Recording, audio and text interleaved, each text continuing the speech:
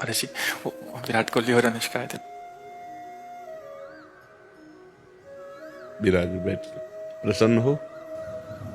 जी अभी ठीक। हाँ, नहीं, ठीक ही रहना चाहिए। हम आपको अपने प्रभु का विधान बताते हैं थोड़ा सा।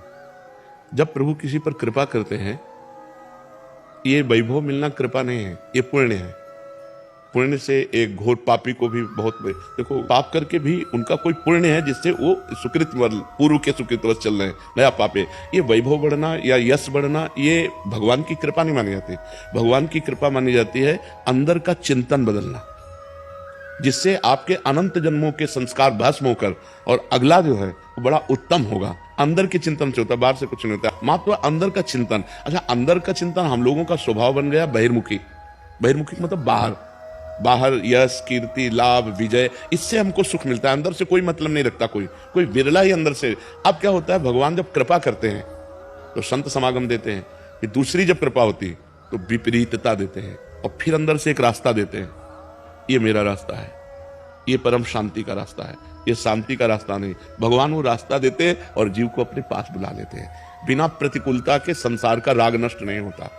किसी को भी वैराग्य होता है तो संसार की प्रतिकूलता देखकर वैराग्य होता है। सब कुछ हमारे अनुकूल है तो हम आनंदित होकर उसका भोग करते हैं। जब हमारे ऊपर प्रतिकूलता आती है तब ठेस पहुंचती है कि इतना झूठा संसार, तो अंदर से भगवान रास्ता देते हैं, ये सही है।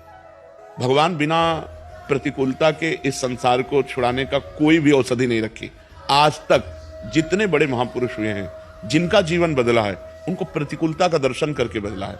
तो कभी प्रतिकूलता आए तो उस समय आनंदित हो कि मेरे ऊपर अब भगवान की कृपा हो रही है, कि मुझे सतमार्ग में चलने की प्रेरणा मिल रही है। अगर सतमार्ग छूटा हो, ये सब तो एक सेकंड के लिए आप विचार कीजिए।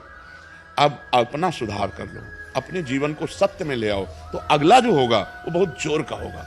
चाहे जन्म हो तो श्रीवान कुलवान धनवान वैभव संपन्न ऐसे, और भक्ति की अनुकूलता, भक्ति की अनुकूलता। खास बात श्रीवान धनवान कुलवान नहीं, खास बात भक्ति की अनुकूलता। अगर इस जन्म में भगवत प्राप्ति नहीं हुई तो भगवान श्री कृष्ण ने गीता में कहा है कि मेरे भक्त का नाश नहीं होता। मैं कुलवान धनवान श्रीवानों के कुल में जन्म देता हूं और फिर पुनः भक्ति का माहौल देता हूं, और पूर्व का जो भजन छूटा हुआ वहीं से उसको। अब बिल्कुल ऐसे ही रहो जैसे रह रहे हो, बिल्कुल संसारिक बन करके रहो, लेकिन अंदर का चिंतन आपका बदल जाए। अंदर के चिंतन में आपकी यश की भावना न रह जाए, अंदर के चिंतन में आपको धन बढ़ाने की भावना न रह जाए। अंदर का चिंतन हो जाए, प्रभु बहुत जन्म व्यतीत हो गए, अब एक बार आपसे मिलना चाहती हूँ।